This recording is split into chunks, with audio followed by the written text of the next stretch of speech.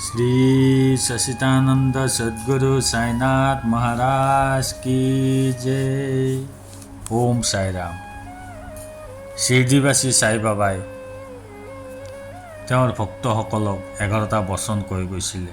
বচনসমূহ আছিলে এনেধৰণৰ: শিৰডীৰ ভূমিত ভৰি দিব যোনে, ক্ষণতে দুখ বিপদ দূৰ হ'ব তেওঁৰে। সমাধিৰ চিৰিত যোনে ভৰি দিব, তেওঁৰ সকলো দুখ ভৰিৰ তলত যাব। যদিও যাওঁ দেহ ত্যাগ কৰি, দৌৰি আহোঁ ভক্তৰ প্ৰাৰ্থনা শুনি। মনত ধাৰণ কৰা দৃঢ় বিশ্বাস, পূৰণ কৰিব সমাধিয়ে সকলো ইচ্ছা। মোক সদায় জীৱিত ভাবা, অনুভৱ কৰা আৰু সত্যক চিনাক্ত কৰা।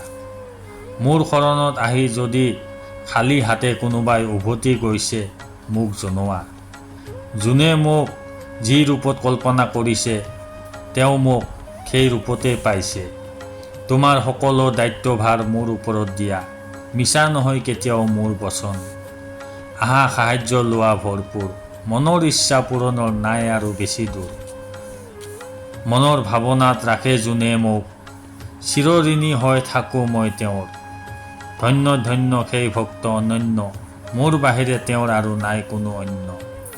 জয় সাই ৰাম। ওম সাই ৰাম। সবকা মালিক এক।